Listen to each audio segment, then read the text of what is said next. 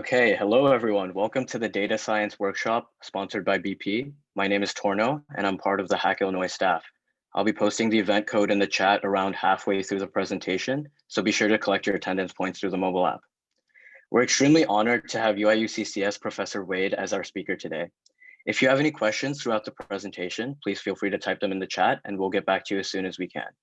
At the end of the presentation, we'll be announcing the Epsilon Data Science Challenge, so please stick around and stay tuned for that. Without further ado, Professor Wade, please take it away. Hey, thanks, Tornell.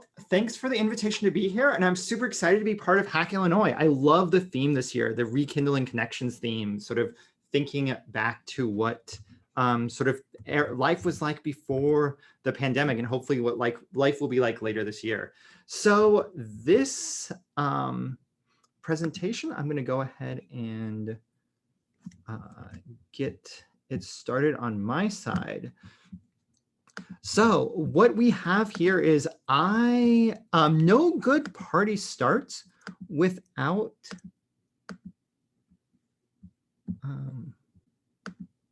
there we go. No good party starts without introductions. So I want to first kind of make sure that you guys know how to use the chat and say hi to you guys. So I want to know something about you. And I think the thing I want to know about you is something that always interests me because it's silly and fun, is what is your zodiac sign? So if you know your zodiac sign, what is your zodiac sign? And say it in chat. So I'm a Sagittarius, so I want to know if there's any other Sagittarius. Oh, hey, one other Sagittarius, some Pisces, some Aquariuses. Tauruses, yes. Geminis, Cancers. A Leo, I think the first Leo. Awesome, another Sagittarius. Oh, this is the first Capricorn I see. A couple Capricorns here. Nice. So awesome. I know you guys know how to use the chat. We're going to be doing some interactive bits throughout the workshop today. So I just wanted to make sure that we were there. So as you guys already know about me, I am a Sagittarius. I'm Wade Fagan-Olmschneider. I'm a teaching associate professor in computer science here at the University of Illinois.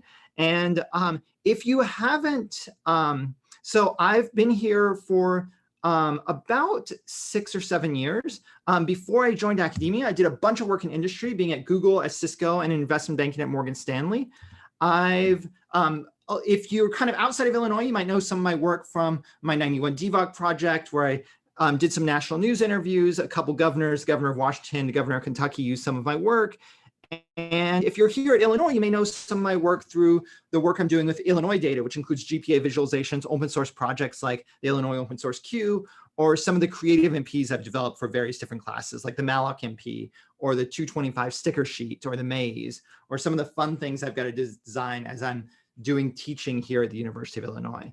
But enough about me. I learned a lot more about you guys through this survey, and I wanted to thank you guys all for taking part in this survey. So this survey is going to be the basis of our data set that we're going to talk about later in this workshop. But we want to do something really, really special. So we're going to focus on this survey itself. So thank you for filling it out. And there were 71 responses as of 2 p.m. So all of the data, so I wanted to make sure the data set was accessible to you. And so I just pulled the data set as of 2 p.m. So we are all set up with that data right now. So you're going to see this data and we're going to work on that later this workshop. But before then, I want to give you an overview of what we're going to do. So one thing that I think is really important, and I think that one thing that is understand the principles of data visualization. So there's going to be a few key ideas that if you want to make a really great visualization, if you stick to these ideas, you're going to have a really, really powerful visualization. And through a little bit of interactive examples, you're going to learn about pre-attentive features. And then after we do a bit of an overview about that, we're going to do some exploratory data analysis on the actual bit that we're going to be analyzing for the data set. And then we're going to do some actual data analysis using a data science algorithm. and then actually work on data visualization if we have time at the end of the workshop. And I'll show you a little bit of D3JS code. And if we run out of time, I'll give you the D3JS code in the Discord that we have for HackIllinois. So we will go ahead and get started with some principles of data visualization, sort of chapter 1 of this workshop. And data science as a whole is really amazing. You can do so much great stuff, but you're going to see a lot of equations and a lot of math. But I'm going to tell you that none of these equations matter if you can't tell the story about it. So data science is only as amazing as the story you're able to tell with your results. And I think that's super, super important. So for the next 5 minutes, I'm just going to give you an overview of the best way to present your data, and then we'll see this in action and do some interactive bits. So I always explain data visualization as a quadrant. And you've got to get all 4 parts of the quadrant right and understand where your data exists in this quadrant. So the top half of this quadrant is going to be your types of data. So there's 2 major categories of data. One is quant data. So this is data with exact numbers. So quant data is divided up into 2 subtypes. We're going to talk about continuous data. So this is any data that you can have 1 more or 0.1 more of or 0.1 less of. So this is like your income. You can make 1 more cent this year, or you can make 1 less cent this year, or it could be your GPA. Your GPA could be a 3.27, or it could be a 3.26. So whatever your GPA is, that's a continuous number. On the other hand, there's discrete quant data. So discrete is like the number of people currently in this Zoom call, or the number of days since January 1st of this year. So we're on somewhere around day 100 or so of this year. So it's a countable number as opposed to being a continuous number. On the other side of this quadrant, we have categorical data. So this is data that can be bucketed together. And within that, there's also 2 subtypes. We can have nominal data. So this is data like your gender or your state that you were born in or the country you were born in. This is data that does not have a natural ordering.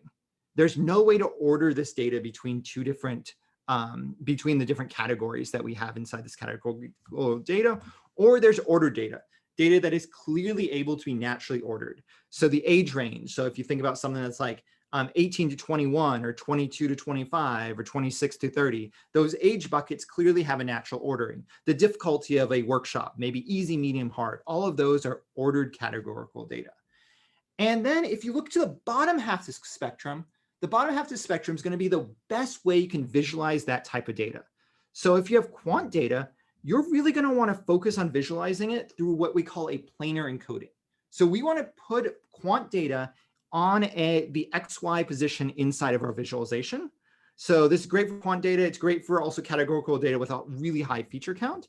The other type of encoding that we can do visually is if we're not positioning something on the screen, the planar encoding, what we can do is we can do what's called retinal encoding. So retinal encoding is how your eyes perceive the data. And there's 6 different categories of retinal encoding that are commonly used. The first is size. So the shape of an object is going to be perceived by your eyes as differently, even though all of these can start at the same XY coordinate, the width and the height of this image is a form of retinal encoding. A second form of retinal encoding is color saturation. So all of these have the same hue of blue. They're just different saturations of that same color of blue.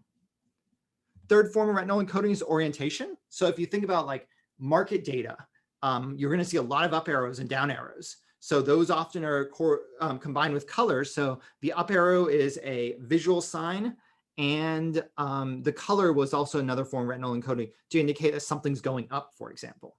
So the orientation of the shape is our third type of retinal encoding. The fourth type of retinal encoding is the hue. So these all have the same color saturation. They have the same intensity of color, but all 5 of these blocks have a different hue.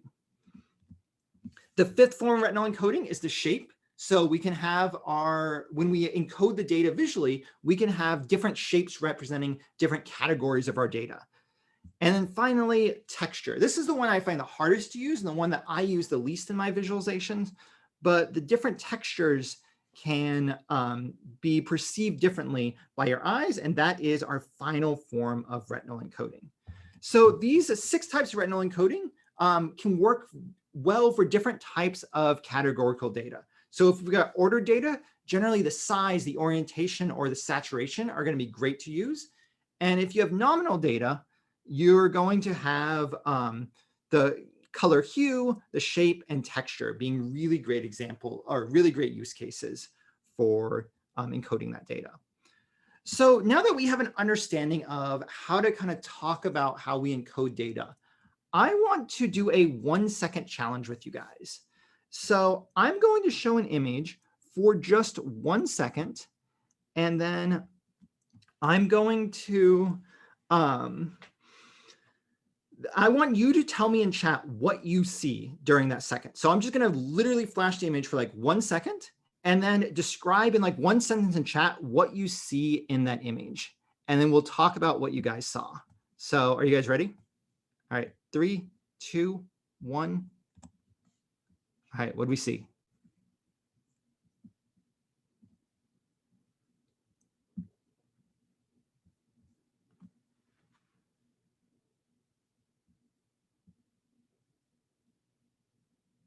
Oh, did you guys not see?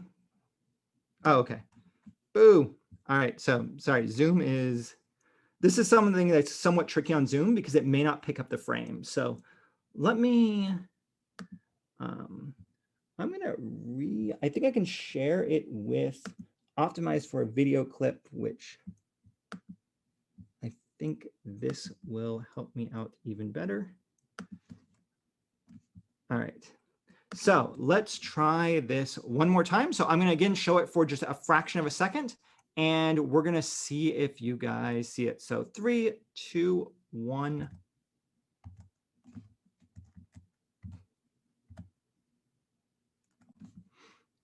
What do you guys see, if anything?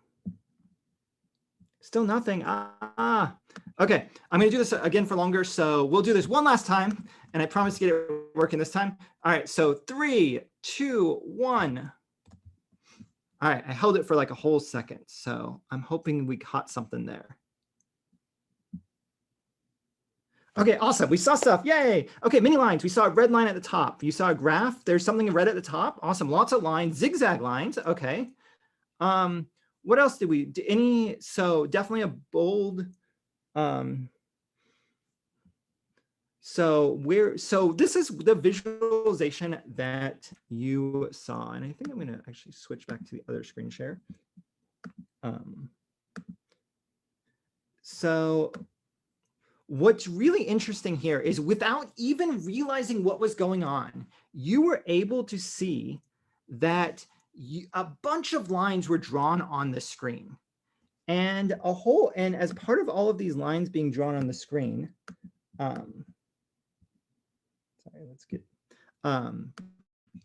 you are able to pick out that there was a red bold line without even knowing what you were going to see. So this is amazing that your brain was basically being able to hack to see some of this visualization without knowing what was going to be seen and remembering key details about this. So this is an idea called pre-attentive processing. And pre-attentive processing is what you see in the first 250 milliseconds of a visualization. So this is really, really powerful because when you think about using stuff like social media, or when you see a PowerPoint slide come on to a screen, you're going to only be paying attention to that right when it flips on, and then you're going to have to decide whether or not you're going to engage with it at that moment. So it's got to be interesting. It's got to be something that you are really, really kind of looking forward to understanding what's going on there and wanting to learn more for you to engage with it more. So the visualization you guys saw was this was an award-winning visualization by Bloomberg News. So what the visualization actually is this showed the average global climate temperature for every single year going from, I think all the way back in the 50s to today, or to what was then today. That was, it showed the 2014 data. And this was a really kind of well-known visualization and won a lot of awards because of how impactful it was. And the reason it was impactful was because of some of these pre-attentive features. And I want us to explore these pre-attentive features together. So I have a number of 1-second challenges. So I'm going to do this again, and I want you to again tell me what you saw in this 1 second. And now that I know how long the delay is, I think we're going to be able to do this better. So I'm going to show this and let me know what you first see when you first see this image. So again, 3, 2, 1. Hopefully not nothing.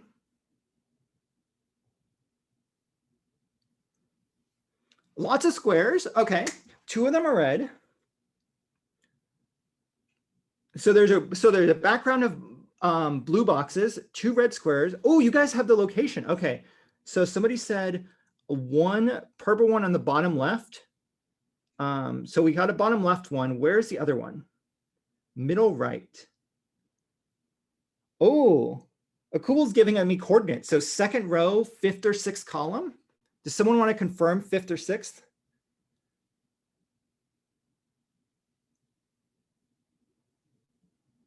Oh, 2nd row, 4th column. Okay.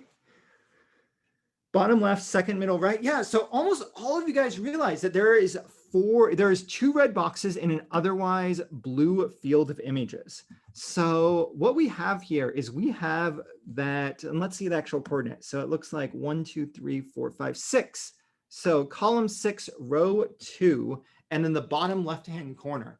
So when you have an otherwise uniform field, we can actually hack our brains to realize where an interesting detail in an image is by using color in an otherwise uniform background. So this is powerful. We were able to send information before you even realized what you were seeing without any prior information about what's going on. So this is big, this is powerful. So color is one form of a pre-attentive feature that we can use in data visualization. So I have another one of these. So we're gonna do this again.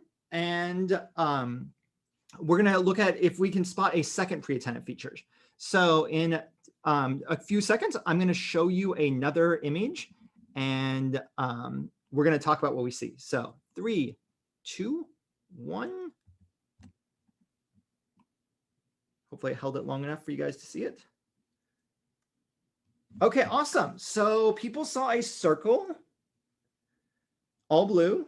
And the circle, okay, we've got 4th column, 3rd column. Ooh, there's a debate, 3rd or 4th column, 2nd row, 3rd column. Oh, we've got 2nd row, 2nd column. 3rd, 2, 3. Okay, I think the consensus is 2, 3. Let's see, and yes, 2, 3.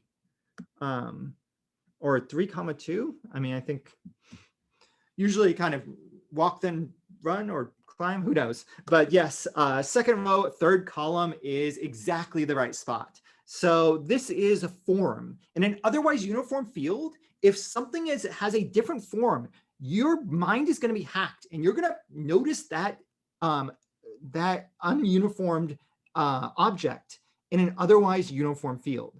So this is another way that we can use these techniques in data visualization. So form is our second form of pre-attentive feature. And I have 2 more for us. So here's another one, and we're going to do the exact same thing. I'm going to show you the image, and we'll talk about what you see. So here we go in 3, 2, 1. All right, what do we see? I don't know how well this worked on Zoom. Oh, it rotated. Woo! Awesome. So yes, we have a rotating square. It is now, oh, you even got the direction clockwise. Awesome. And yes, of course, we got the coordinates coming in. So 3rd row, 7th, or 3rd row, 7th column. So let's see. Was that 1, 2, 3, 4, 5? Oh, it's 6th column, guys. All right, let's go back. Yes, column 6. So movement is, in an otherwise uniform field, movement is a form of a pre-attentive visualization. So this is actually why blinking things on advertisements on the internet actually catch your eyes. So we call that color movement.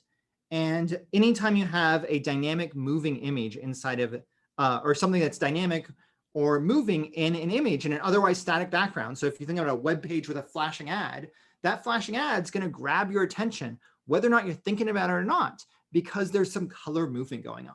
So movement is the third form of a pre-attentive feature. And I've got one more for you. So this is our last 1 second challenge. And we'll do this and then talk about what we saw. So 3, 2, 1. All right, what do we see?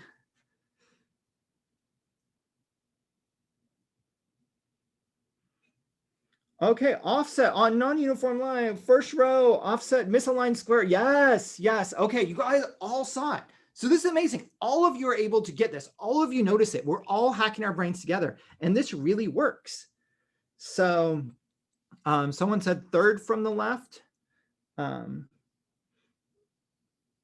row, third from the left. And let's see. I think you may have meant third from the right. And if you said third from the right, then that is exactly right. So this is the spatial positioning in an otherwise uniform field. The spatial positioning of something is one way that we have the ability to look at our, is a way that we can hack our brains, and it's the final form of a pre-attentive feature. So we can use these features and really have our brain communicate more information through a data visualization than without using these features. So I want to put it all together. So Torno, I'm going to have you help me out here, if you're okay with helping me out. Yep, that sounds wonderful. Awesome. So Torno, do you have a cell phone that has a timer on it? Yes, I do. Awesome. So what I'm going to do is I'm going to show an image to everyone here, and I want you to start your timer as soon as you see the image. And then I think I gave you the correct answers before this Zoom call. So what you'll see is you'll look in chat to see once a lot of people start, so once a few people have said the correct answer. So, so you're going to start your time when you see the image, and you're going to stop it once you see the correct answer. You got that? Got it. Got it. All right. So Torno's got his part. You guys are going to put all of this together. So I'm going to show you an image, and it's going to have a number of red or maroon squares, whatever color that appears on your monitor. And you're going to count the total number of red squares. So, and as soon as you get that number, go ahead and type it in chat. So make your chat window probably really tiny, but make sure it's on the screen, or put your chat in the Zoom separately, because it is a pretty full screen image. So,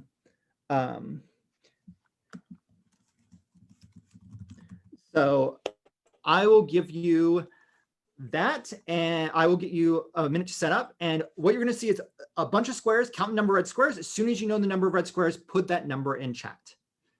So I will start this in 3, 2, 1, go.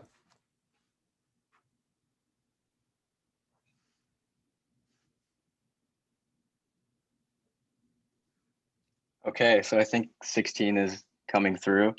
Yeah, okay. So how long did that take them? So that was 6.59 seconds. 6.59 seconds. Okay, so it took about 6.59 seconds to count 16 red squares on this image. So, okay, I feel like that was a little long, because we use color. It should be a good way to hack our brains, but that didn't seem to work well. So let me try one other thing. So I've got a second example. So we're going to do this again. And I'm going to type a few things in chat to clear so that we know the delimitation. And what we're going to do now is the exact same thing. Count the number of red squares, and as soon as you have your count, put that number in chat. So Torno, are you reset so that you can time us again? Yep, I'm all ready. Awesome. All right, so in 3, 2, 1.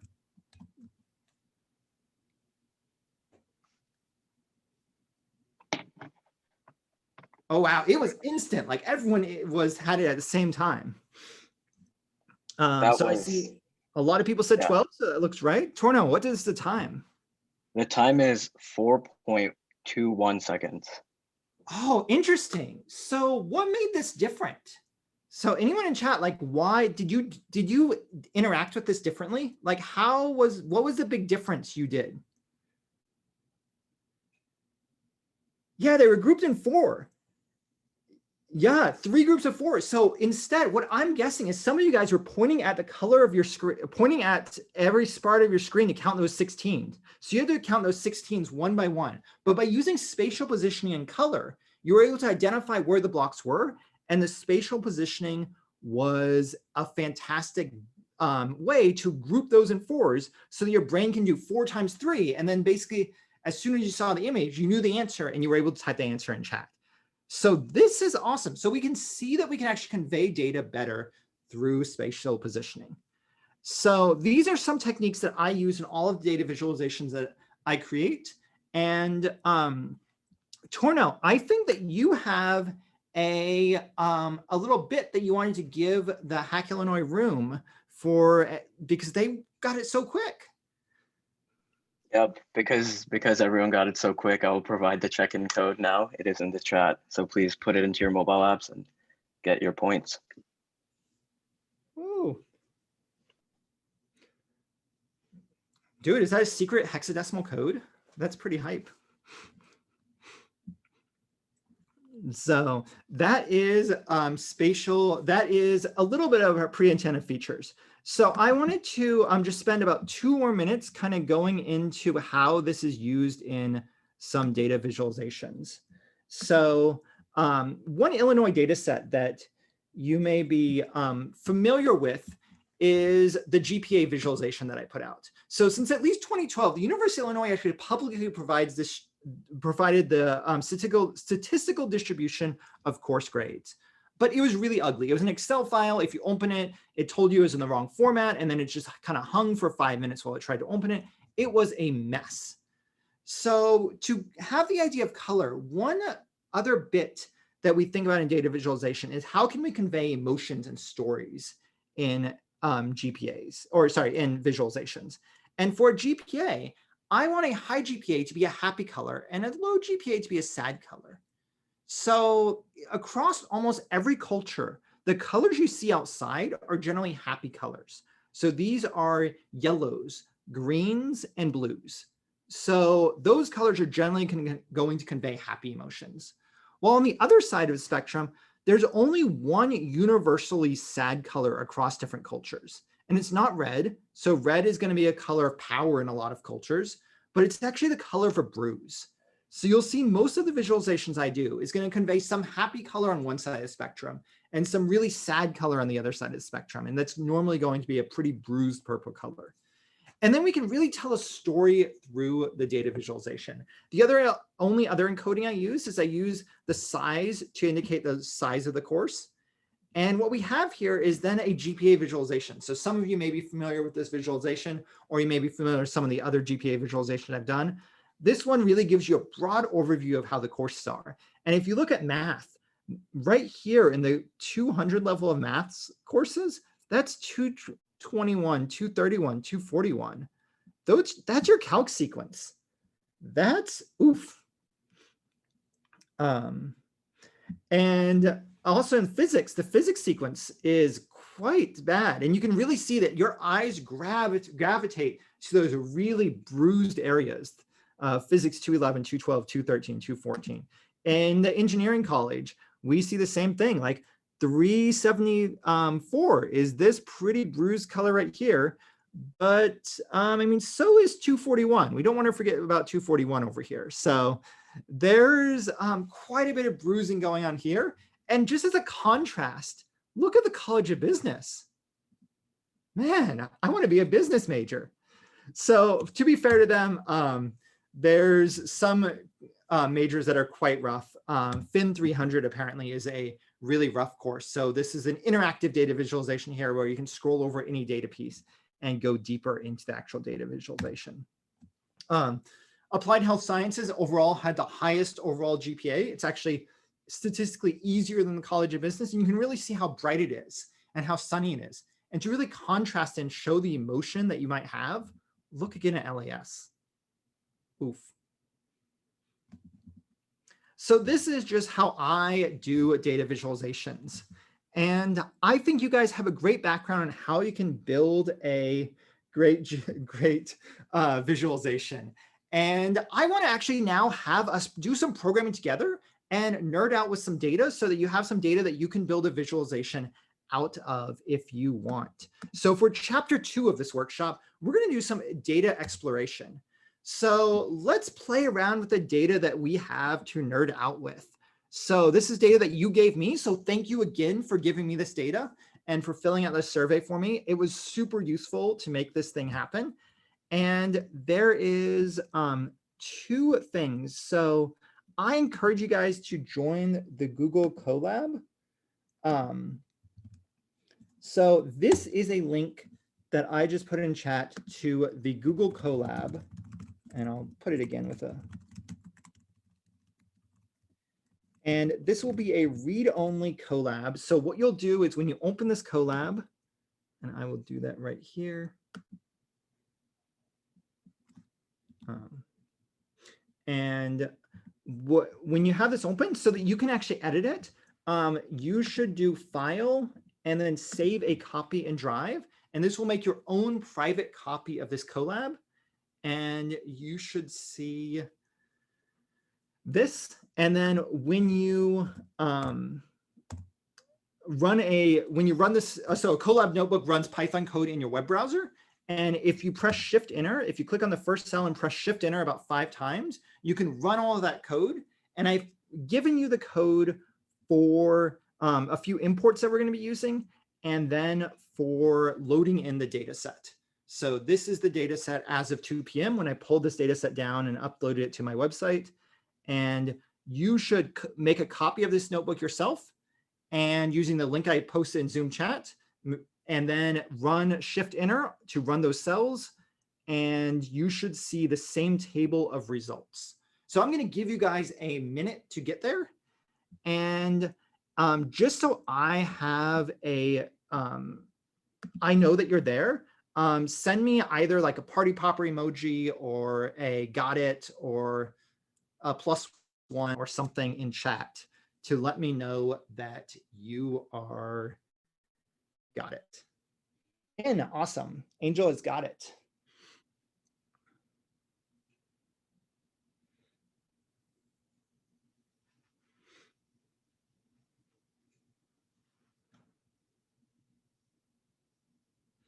Yeah, so the instructions again. So if you click the Google Colab link,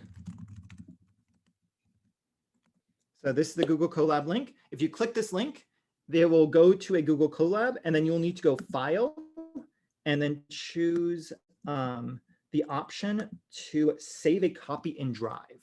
So this will make a private copy just for you. And then once you've saved this copy in Drive, go ahead and run the top 5 cells until you get to the table that you see on my screen. Then I see Jenna, Kyle, Rohan, Aaron, and a number of other people got it. And again, once you got it, give me a +1, a ++, a whatever in chat once you've got it. So I'll wait for another few people to give me a react.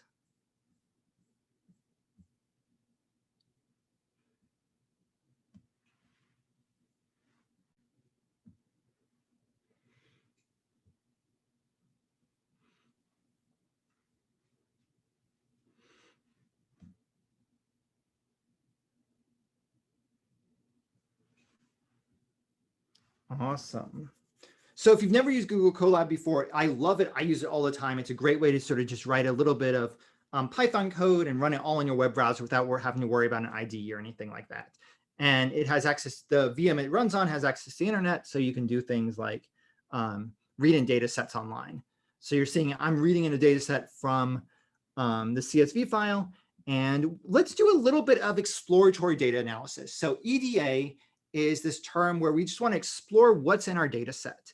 So our data set doesn't have too much in it. So we have the number of years you're programming and the graduation year. So let's go ahead and see what, so this year's programming, I could find out sort of interesting distributions about it, but I really want to see how much, what's the distribution of people's year experience programming. So we're using Pandas data frames here. So if you've never used Pandas data frames, it is an amazing library that you can just do a ton of data science stuff with really quickly. So we've already loaded in through the data frame, through the Pandas library, the CSV file, and we have it stored in the variable df. So we can access one particular column of data by saying df and indexing the column name. So years programming is how many years you reported to have been programming. So if we do df years programming, we can see that we just have an array effectively of everyone's answers for years programming. But what Pandas allows us to do is we can do .hist to get a histogram of this data. So here's a nice little histogram of the data. And I'm going to do bins is equal to 20 inside of here. So now we can see individual bins of how people chose the answer. We can see that there's kind of there's a decent distribution at like 0 to 1 range, a few people at 2, and then 3 has another big hump. And then we have some people who have programmed since they were like basically 2 years old. So that's awesome. So it's a kind of distribution's not super clean. I don't know what we can do. There's not obvious buckets here. Let's do a little more exploratory data analysis. I'm going to look at graduation year. So again, df indexing into graduation year .hist, and I'll do bins equals 20. And what's great about Colab is it's going to give you, I guess not for hist. It'll often give you the kind of distribution of the different calls. So bins equals 20. Ooh, okay. This is interesting. So for your graduation year, it looks like, so 2024 graduation year, those are freshmen. So it looks like we've got about an equivalent number of freshmen and sophomores. And then the juniors plus seniors together about equal so we have about as many upperclassmen as we do freshmen and sophomores. And we have a few people who are either planning on studying abroad or graduating late or still in high school. And then one person who's already graduated. Congratulations, that's awesome. So this is promising. So it looks like we've got different clusters of people. And this is something I love to identify, is where do we have natural clusters of about equal sizes? So this is going to be something that can help us do some analysis. So what I want to do is I want to dive into a particular algorithm and really think about like what we want to find out about it. And what else data do we have? What are you looking to get out of HackIllinois? Oh, I actually like this. Okay, I have an observation or a theory that I want to see if it's true. So one thing that's really interesting and one thing that I think is really important about data science is being able to clearly explain like what the question you have is and how you went about answering that question. So the question I have is the difference between what freshmen are coming to HackIllinois to get out of HackIllinois different or the same as what seniors are coming to get out of HackIllinois? So what's the difference between different classes of people and what they want to get out of HackIllinois? So there is a really, really classic algorithm that I want to explain to you really, really quickly because I think it's super easy to understand. And if there was more time, I would write this code from scratch, but I want to make sure that we can run it. But I really encourage you after this workshop to write this algorithm from scratch because it's literally a 15 or 20 line algorithm. It's really, really simple to do. It's a great exercise in implementing a really classical algorithm and understanding how to work with string data inside of Python. So from our EDA, we saw a broad distribution of hackers with different graduation years. And my question was, what's the difference in what students expect to get out of HackIllinois? And to do that, we're going to look at the data frames data inside of what are you looking to get out of HackIllinois? And the algorithm we're going to use is we want a uniqueness analysis of text. So we want there's lots of different algorithms, but I want an algorithm that we can explain really, really easily. So I'm going to explain to you really quickly a very classic algorithm that's been around since, I believe, the 1960s, called the term frequency inverse document frequency. So the algorithm's name, unlike a lot of algorithms, actually explains exactly what this algorithm does. So the term frequency is going to ask the question, how often does the term appear in the document in our text?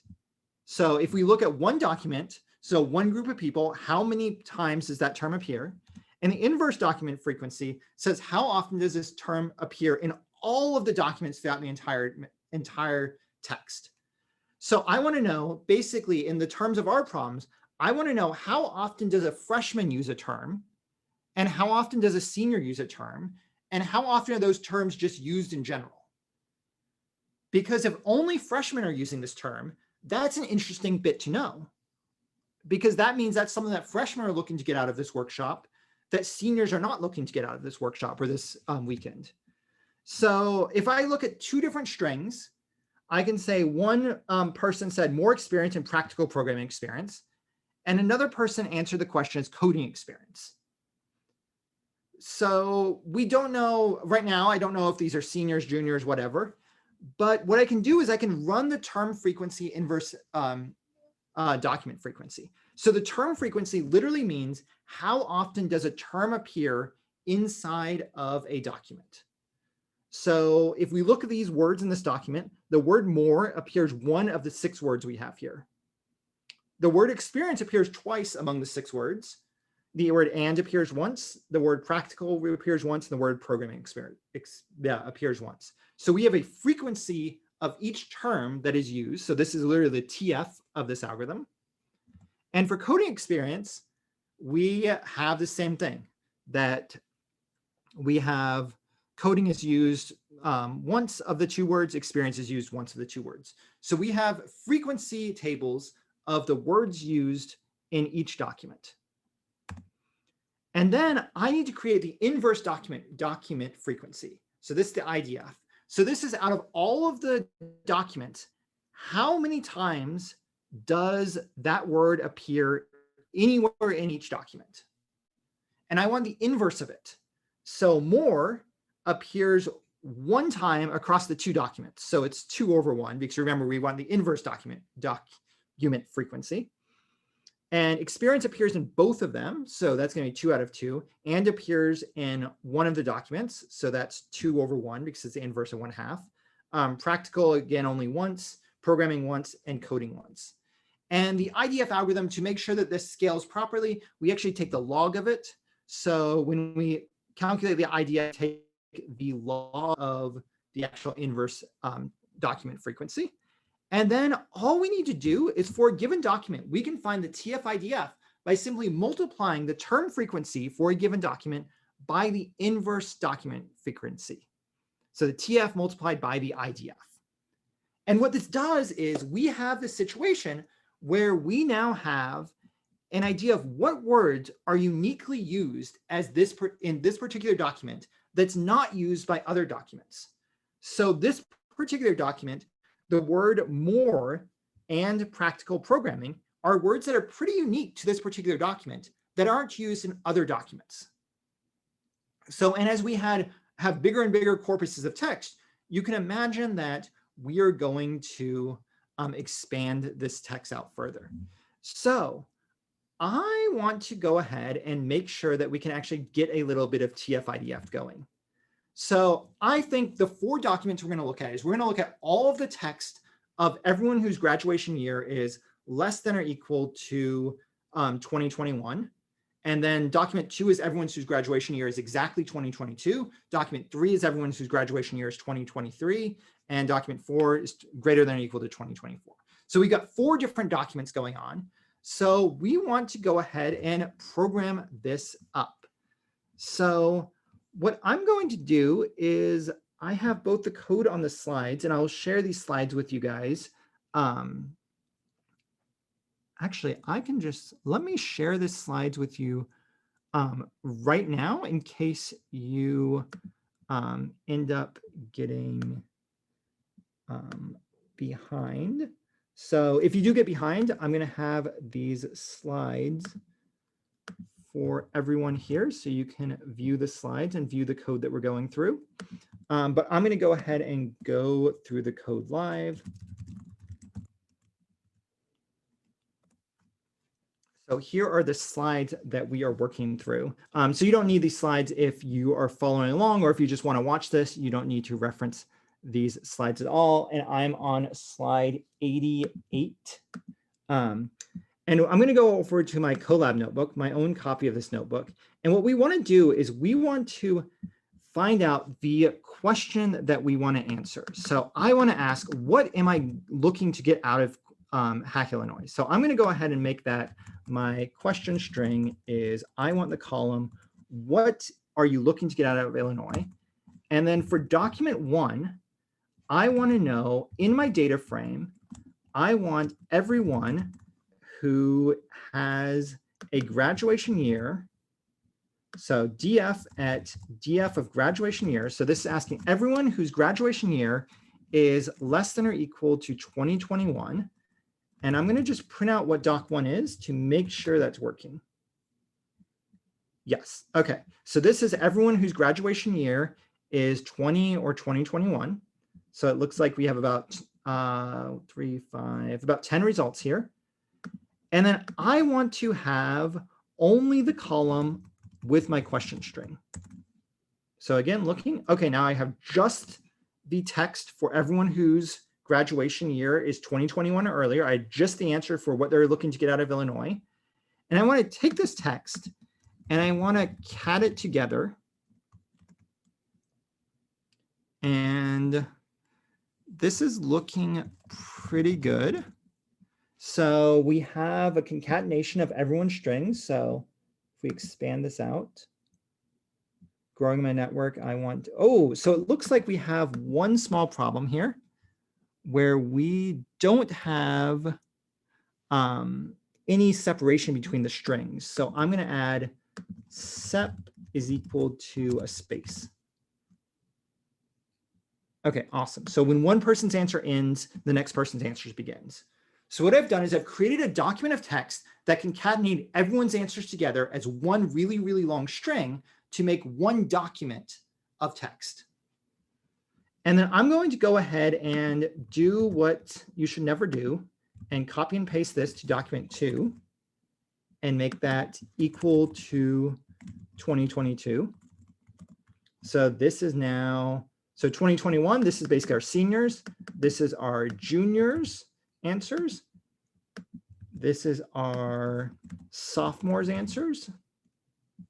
Doc 3. And finally, this is our freshman answers, freshmen or lower. So this is going to be people who are greater than or equal to 2024.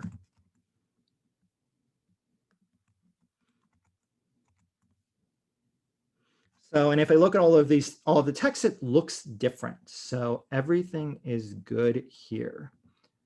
So everything I've done so far is all I've done is I've taken the actual data and I've transformed it into 4 documents that contain the 4 different classes of people I'm interested in comparing and seeing what uniquely you're looking to get out of Illinois as a, looking to get out of HackIllinois as a group. So if you get lost or if there's any questions, definitely let me know in chat.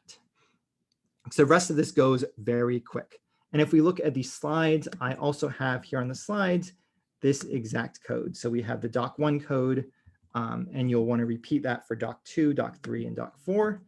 And then the last thing I want to do is I want to, should we remove the punctuation? Python's going to do Python magic. So yes, if you're implementing this yourself, you need to remove the punctuation. We're going to ask Python to remove the punctuation. Python's got really powerful tools that will do all of the parsing for us. So that's a great question. So the last bit is we need to define a corpus. So a corpus is the entire text of all of our strings, and we just need that to be a list.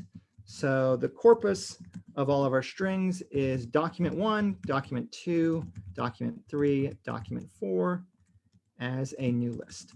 So this corpus contains all of the data for our entire universe.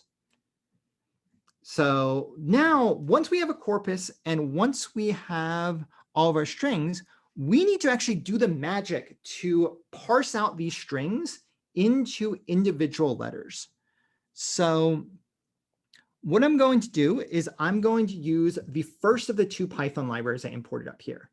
So if you look at the top, we imported a count vectorizer. So a count vectorizer is going to count the individual words inside of our string. So I'm going to go ahead and simply add down here that CV for count vectorizer is equal to count vectorizer. And I'm actually going to give it two parameters. I'm going to, one thing it can do is it can remove, or it can, we'll actually just first with n-grams range. So one thing that we can do is we can look at not just single words, but we can look at pairs of words and triples of words and quadruples of words. So I'm going to say 1 to 4. So I want to look at every single word. I also want to look at every pair of words. I want to look at every triple of words and every quadruple of words. So this is going to be my count vectorizer. And I'm going to go ahead and stick that code right there. And then I need to actually do the count. So I can now use a function on the count vectorizer called fit transform. And the fit transform is actually going to do the counting. And it needs to, as you see in the help, it needs the raw documents. Well, that is our corpus. So I've got these 2 lines of code. And at this point, I'm almost halfway done. So how did I turn the n-gram range? I just guessed. And we're actually going to go back and change that range later. So that's a parameter that we can actually hack around. So that's a great question. And then the second, so now that we have actually gotten we've done 2 bits, we've actually split up all the words into individual words, and we've counted the actual number of words. We have a word count now. We actually need to actually use that word count inside of a TF-IDF algorithm. So let's go ahead and see the other library I have imported for you guys. So we need the TF-IDF transformer. This is the term frequency inverse document frequency algorithm we talked about earlier. And I'm going to say TF-IDF is just equal to a new instance of this transform.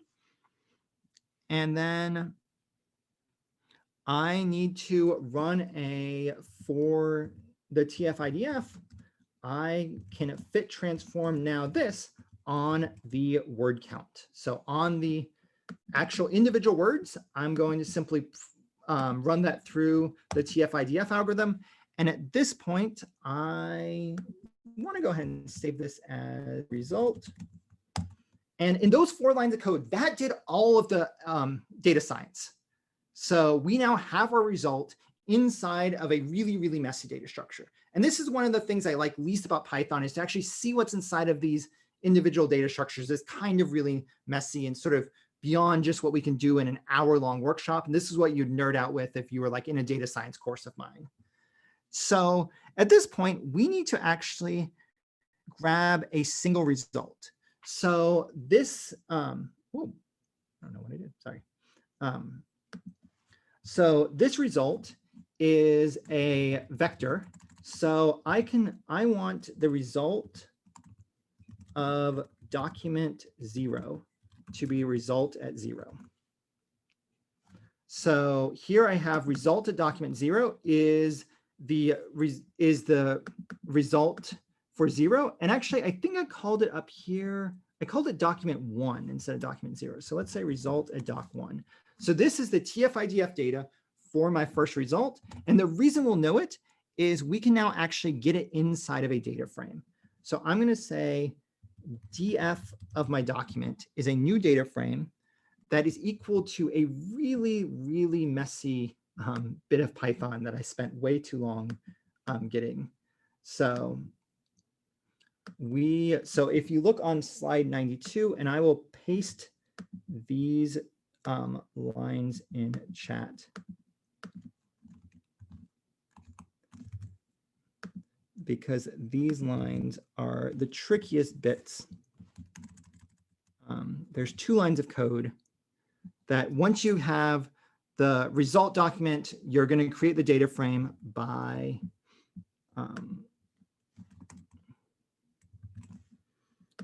taking the result doc1 and looking at the matrix and creating a dense result of it. The index column's going to be the various different features. The column name should be TF-IDF because there's only one piece of data inside of this data frame or inside of this data. So we have a new data frame, and then we're going to go ahead and sort this data frame by the TF-IDF column. So some simple data frame stuff, and then I'm going to run this code. And what we see is we see our TF-IDF result. So if we look at seniors, most uncommon word is to and want and. Is that actually that interesting? The fact that they use some conjunctions more than other people. I hope the answer you have is no. So what we can do is we can come back all the way up to our count vectorization. And there's a thing in data science called stop words. And we can use stop words, and we can say we want to use English stop words. And stop words are basically words that you don't want to parse. So stop words are going to convey no meaning. So that's like a word like and. So we're going to skip over all stop words that are in the English language. So if I run this code and all of the following code, we see that our result is now a different thing. So want is a word that seniors use more frequently than any other class of people. And rather than just picking on seniors, we can look at maybe at 2 are going to be our sophomores. So sophomores is learn like development. Interesting. And freshmen, want, experience, new, learn, gain are the top unique words used by freshmen. But I really think these one words don't convey that much information.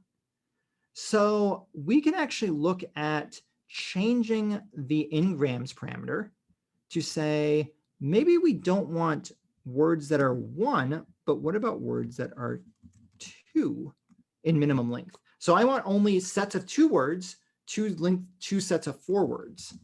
So by transforming this to 2, 4, now we see, oh, freshmen, the most unique thing that freshmen are looking for is they're looking to come to HackIllinois to make new friends. That's awesome. And also looking for project experience, for fun workshops. So these are some of the most common phrases that freshmen are using. And then what about senior? Or what about, yeah, we'll look at seniors. So opportunity, and then remember we removed stop words. So this is probably opportunity to work, new skills, learn new skills, want to learn some, want to learn new. So we see that there's this kind of big difference between what seniors are expecting to get out of HackIllinois and what others might be expecting to get out of HackIllinois. So this is actually a really, really interesting result. So, yeah, Dylan's correct. Cool. Yeah, that example is entirely correct. So, and remember, but we removed stop words, so you're going to have words skipping over. So we actually have this really great way to see how different people portray these different things differently. So the very last I know we're just at 6 o'clock, so we're about to wrap up this workshop. But the last thing, kind of last chapter, is sort of we could take this data and really think about different ways to visualize it. So you now know the basic understanding of how to visualize the data, and you know about what things you might want to be able to do with this visualization. And my understanding is there is a visualization challenge that I think there's going to be more information about, that I hopefully have given you some great techniques about visualization. And I would encourage you to look at the D3JS library. So there's a slight overview of how to get started using D3JS library on the end of the slide set. But it's a really, really powerful library. And I really encourage you to try and use that library. But if you're also more comfortable with pandas, or Matplotlib or Seaborn or any of the other data visualization libraries inside of Python. Those are also fantastic visualization tools. So Torno, I think you might have more information about the data science challenge. Thank you so much, Professor Wade. That was an awesome presentation. Thank you all for coming, and make sure to check out the Epsilon Data Science Challenge. The link to the doc is in the chat. Also, if you haven't done so already, please remember to fill out the Shark Tank interest form by 7 p.m. tonight as well, and I'll send a link to that right now in the chat.